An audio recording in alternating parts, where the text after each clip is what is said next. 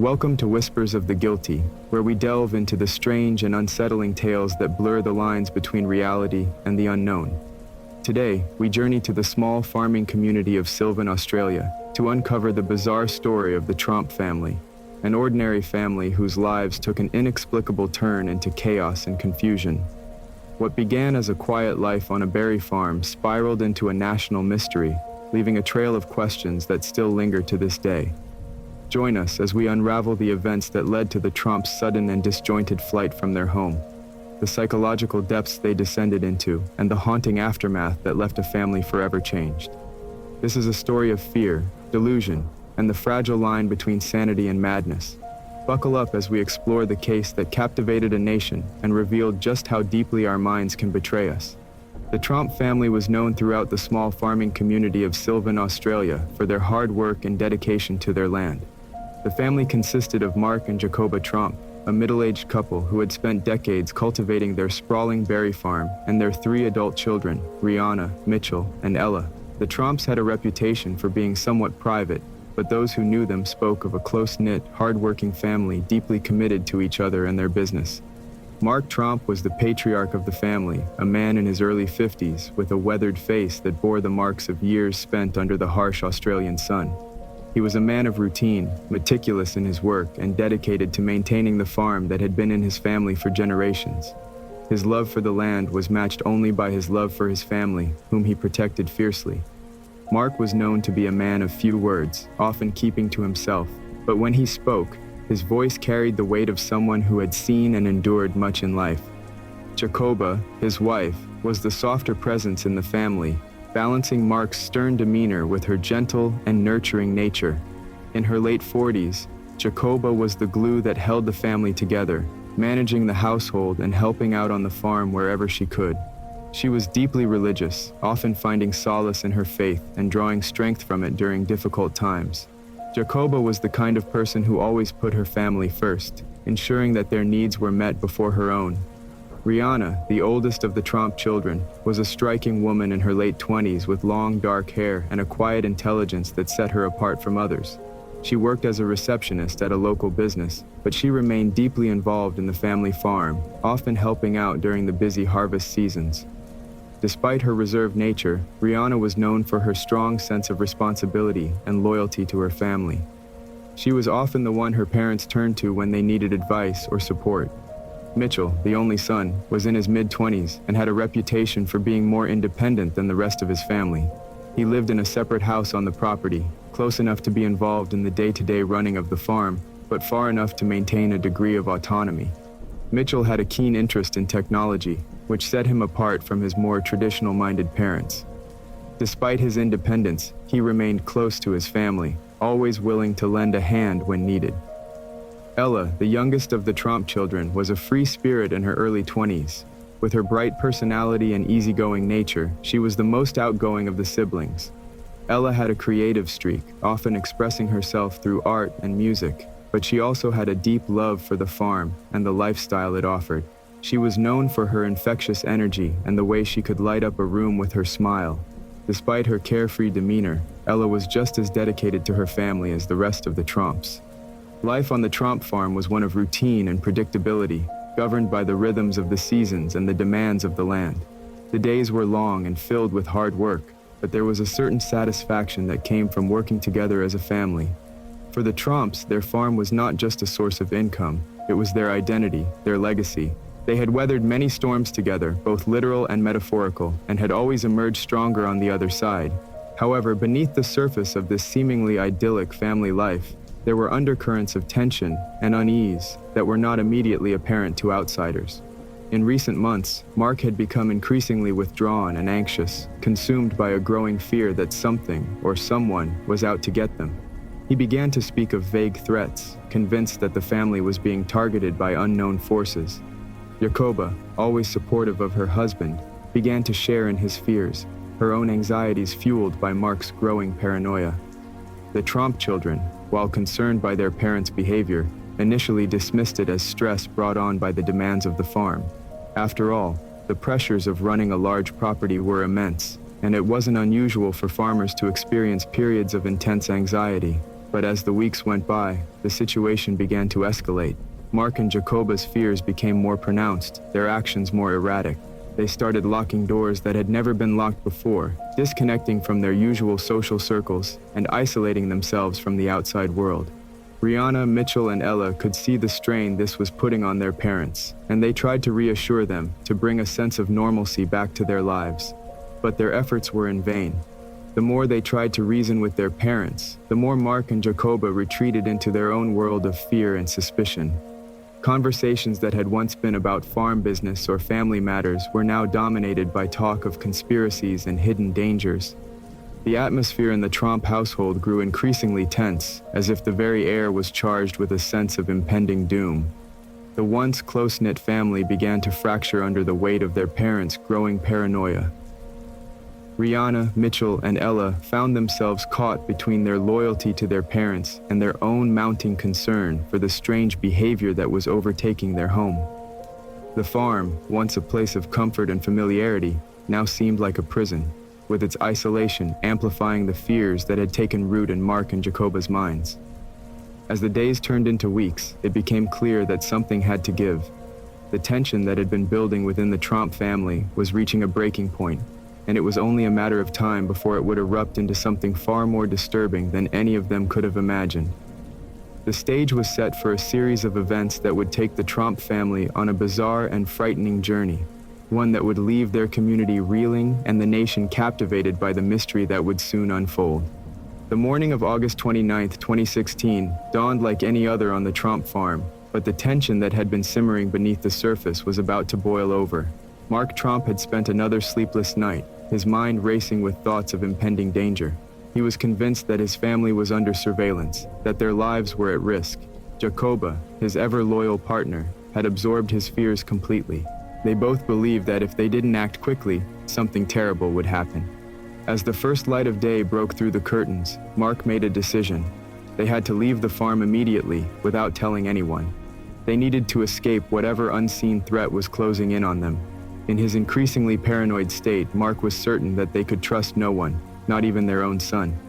It was imperative that the entire family leave together without giving away their plans. When Jacoba shared Mark's plan with Rihanna, Mitchell, and Ella, it was met with shock and confusion. The idea of abandoning the farm, their home and livelihood, without any clear reason, seemed absurd. But Mark's fear was so palpable, his conviction so strong, that the children felt compelled to follow their parents, if only to protect them from whatever they believed was chasing them.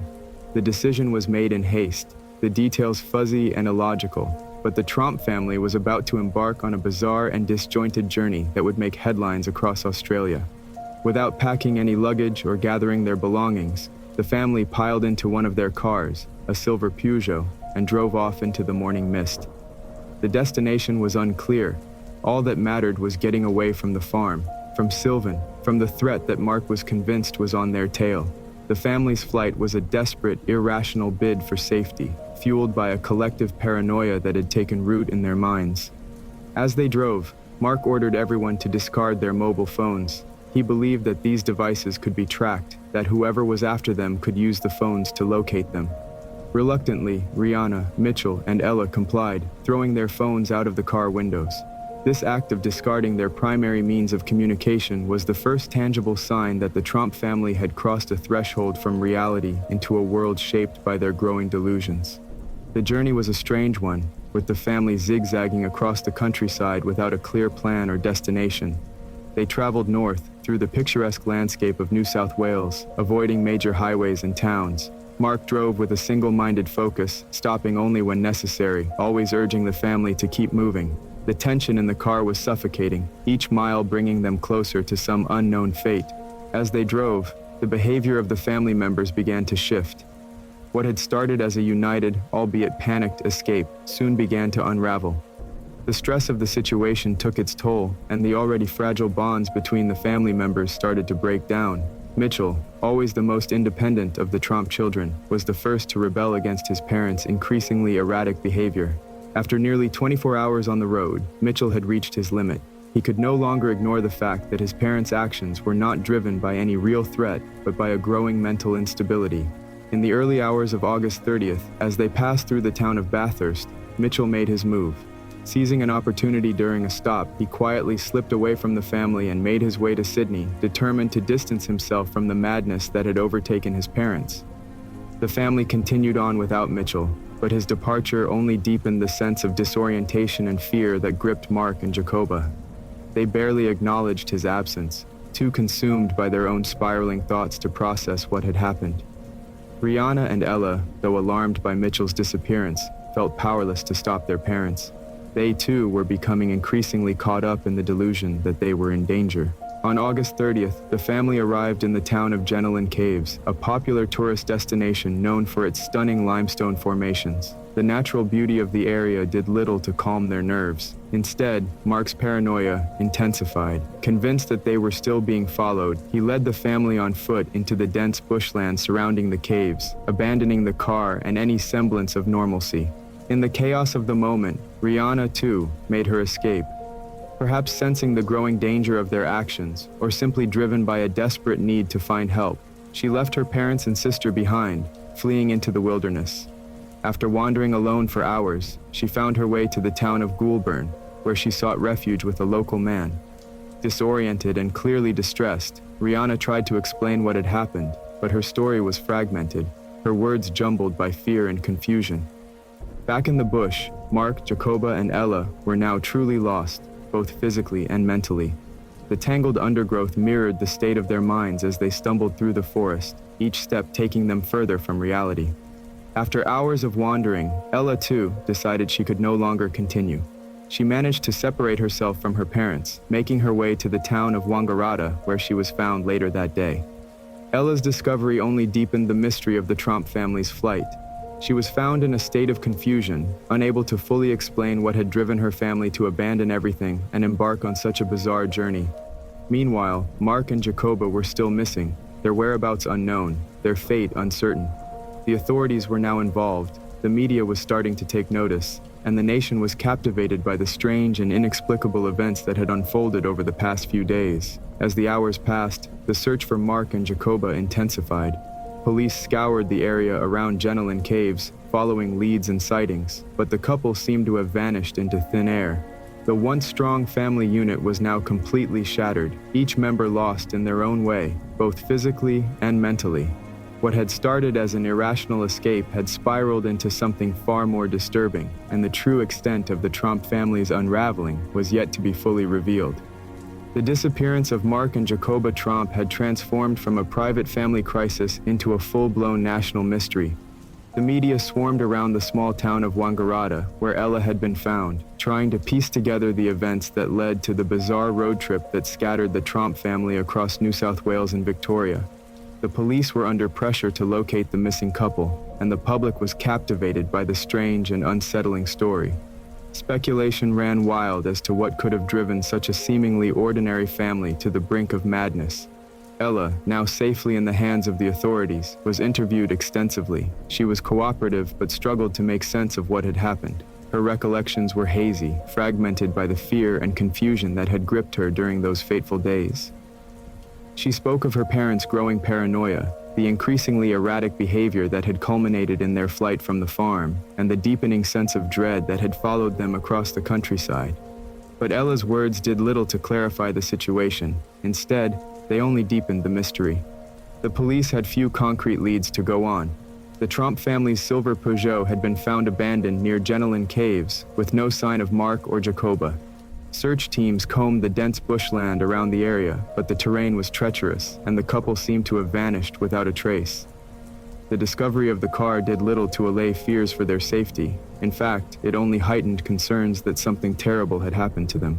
Meanwhile, Rihanna, who had been found disoriented in Goulburn, was also questioned by the authorities. Like her sister, Rihanna struggled to articulate what had driven her family to such extreme actions. She spoke of her father's growing belief that they were being targeted, his conviction that they needed to escape from some undefined threat.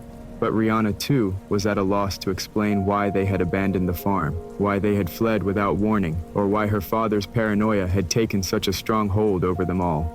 As the search for Mark and Jacoba continued, the investigation began to take a different turn.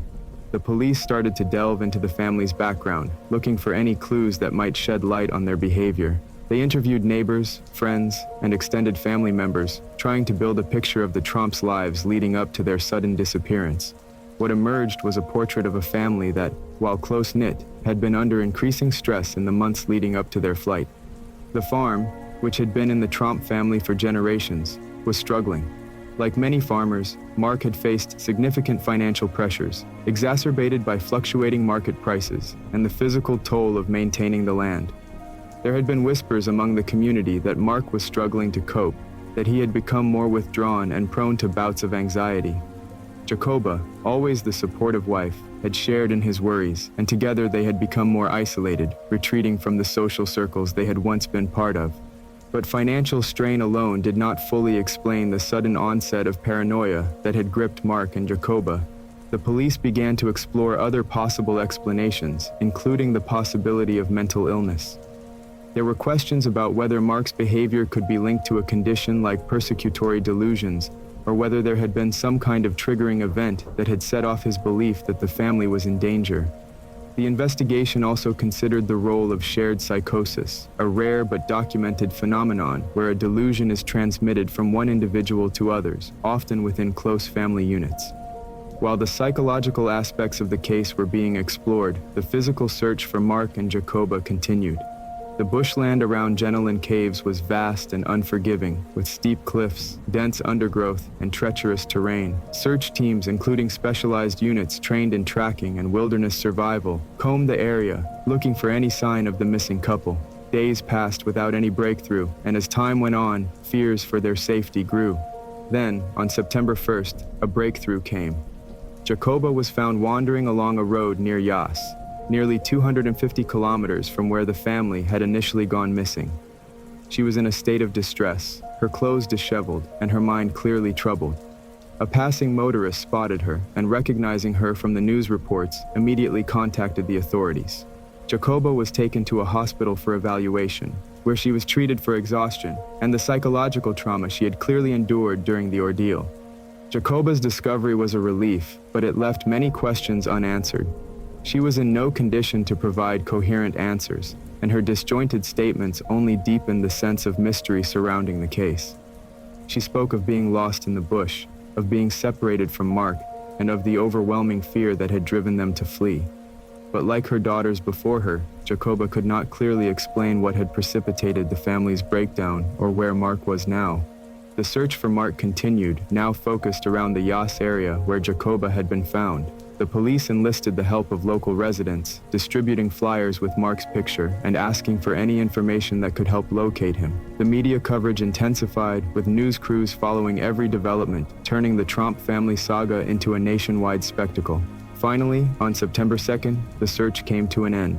Mark Tromp was found near Wangaratta, disheveled and confused but physically unharmed. He was located by a local farmer who recognized him from the news and immediately contacted the authorities. When police arrived, Mark offered no resistance. He seemed resigned, exhausted from the days he had spent on the run. He was taken into custody and transported to a hospital for assessment. The discovery of Mark brought some closure to the frantic search, but the story of the Tromp family's strange odyssey was far from over. Mark, like Jacoba, was in a fragile mental state, and it was clear that the events of the past few days had taken a significant toll on his psyche. He was unable to provide a coherent account of his actions or the motivations behind them. Instead, he spoke in fragmented sentences, still caught in the web of fear and confusion that had driven him to flee. With Mark and Jacoba now safe, the focus of the investigation shifted to understanding what had caused this seemingly normal family to spiral into such irrational behavior. Experts in psychology and psychiatry were brought in to examine the case, offering insights into how stress, mental illness, and possibly shared delusions could have contributed to the Tromps' bizarre journey. Theories abounded, but definitive answers remained elusive. In the days that followed, the Tromp family slowly began to reunite. Mitchell, who had remained in Sydney during the search for his parents, returned to Wangaratta to be with his sisters. Together, they tried to piece together what had happened, each grappling with their own confusion and trauma.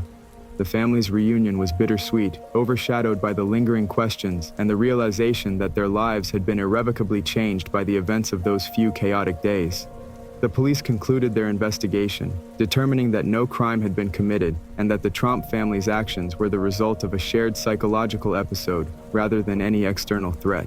The media coverage slowly faded, replaced by the next sensational story, but the Tromps were left to deal with the aftermath of their ordeal. The once close-knit family now faced the daunting task of rebuilding their lives, of finding a way to move forward from an experience that had pushed them to the brink of sanity. As the media frenzy died down, the Tromp family found themselves in an uneasy limelight, their private lives laid bare to a fascinated public. But the coverage that had once been relentless soon gave way to new stories, leaving the Tromps to navigate the aftermath of their strange and harrowing journey. In the quiet that followed, the family faced the daunting task of piecing their lives back together, confronting the psychological toll of what had transpired. Mark Tromp, once the steadfast patriarch, had been deeply affected by the events that had unfolded. His return to the farm in Sylvan was not the triumphant homecoming many had hoped for, but a subdued and solemn affair. Mark's mental state remained fragile, and he was haunted by the memories of those days on the run. His belief that his family had been in danger, though now recognized as unfounded, still lingered at the edges of his consciousness. The realization that it had all been a delusion was a bitter pill to swallow, leaving him grappling with guilt and confusion. Jacoba, too, struggled with the psychological scars left by the ordeal. She had been Mark's closest confidant, the one who had shared in his fears and followed him into the depths of paranoia. Now, back at the farm, she found herself questioning everything she had once believed to be true. The trauma of their shared delusion had shaken her to the core, leaving her anxious and uncertain. The farm, once a place of comfort and familiarity, now seemed tainted by the memories of their desperate flight. For Rihanna, Mitchell, and Ella, the journey to recovery was no less challenging. Each had experienced their own version of the family's breakdown, and each carried their own scars. Rihanna, the eldest, had always been the responsible one, the stabilizing force among her siblings. But the events of those days had left her shaken, her confidence eroded by the realization that she had been unable to protect her family from the madness that had overtaken them. Mitchell, who had separated from the family early in the ordeal, was perhaps the most conflicted of them all. On one hand, he had been the first to recognize that something was wrong, the first to break away from his parents' delusional beliefs. But this awareness had come at a cost, leaving him feeling isolated and guilty for abandoning his family in their time of need. The decision to walk away had been driven by a desire to preserve his own sanity, but it had also meant leaving his sisters to fend for themselves, a choice that weighed heavily on him. Ella, the youngest, had been the last to separate from her parents, clinging to them until the very end. Her experience had been one of fear and confusion, a descent into a world where nothing made sense. The trauma of those days had left her feeling lost, unsure of her place in a family that had once been her anchor. Returning to the farm did little to alleviate her anxiety, and she found herself plagued by nightmares and flashbacks, her mind replaying the moments of terror over and over. The Tromps sought help in the aftermath, recognizing that they could not move forward without addressing the psychological wounds they had all sustained. Therapy became a regular part of their lives, a space where they could begin to unpack the events that had led to their breakdown. The process was slow and often painful, forcing them to confront the fears and delusions that had driven them to flee. But it was also a necessary step, one that offered the possibility of healing and understanding. Mark, in particular, faced a difficult path. His role as the head of the family had been called into question, his judgment and sanity brought under scrutiny. In therapy, he began to explore the roots of his paranoia, delving into the pressures he had felt as a farmer, husband, and father. The financial strain of the farm, coupled with the isolation of rural life, had taken a toll on his mental health, exacerbating underlying anxieties that had eventually spiraled out of control. The realization that his actions had put his family in danger was a heavy burden, one that he struggled to come to terms with. Jacoba, who had always been Mark's support system, now found herself in need of support as well. Her role in the family's breakdown was complex, intertwined with her loyalty to her husband and her own susceptibility to the fears that had consumed them both. Therapy offered her a space to process these feelings, to work through the guilt and confusion that had plagued her since their return. Over time, Jacoba began to reclaim her sense of self, recognizing that her identity was not solely tied to Mark's, but was something she needed to nurture independently. For Rihanna, Mitchell, and Ella, The road to recovery was marked by a mix of emotions.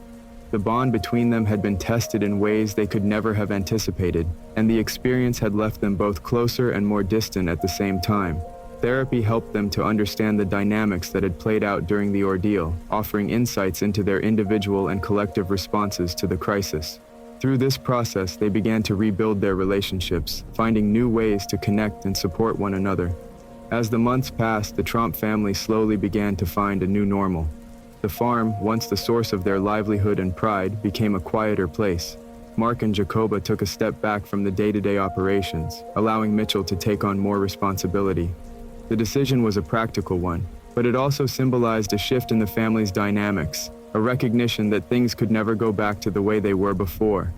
The experience had changed them all, leaving an indelible mark on their lives, but it also brought new perspectives, forcing them to reevaluate their priorities and the way they lived their lives. The Tromps became more open about their mental health, breaking the silence that had once surrounded the topic. They spoke out about the importance of seeking help, sharing their story in the hope that it might prevent others from suffering in the same way. In the end, the Tromp family's story became a cautionary tale, a reminder of how easily the pressures of life can push even the strongest of us to the edge. But it was also a story of resilience, of a family that, despite being torn apart by fear and delusion, found a way to come back together and begin the long journey toward healing. The farm in Sylvan remained their home, a place of memories both good and bad, but also a place where they could rebuild, redefine themselves, and find peace after the storm.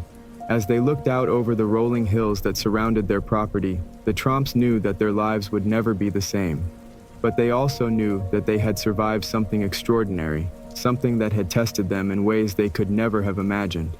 And in that survival there was hope that they could move forward, not as the people they once were, but as a family that had faced its darkest fears and emerged on the other side. Thank you for joining us on this chilling journey through the strange and unsettling saga of the Tromp family. Their story serves as a haunting reminder of how fragile the human mind can be and how quickly fear can spiral into something far more dangerous. As we close this chapter, we're left to ponder the thin line between reality and delusion and the profound impact it can have on even the most close-knit families. If you found this story as compelling as we did, be sure to like, subscribe, and turn on notifications so you never miss an episode. We have more intriguing cases lined up that dive deep into the mysterious, the unexplained, and the chillingly real. Until next time, stay curious, stay vigilant, and remember, the truth is often stranger than fiction.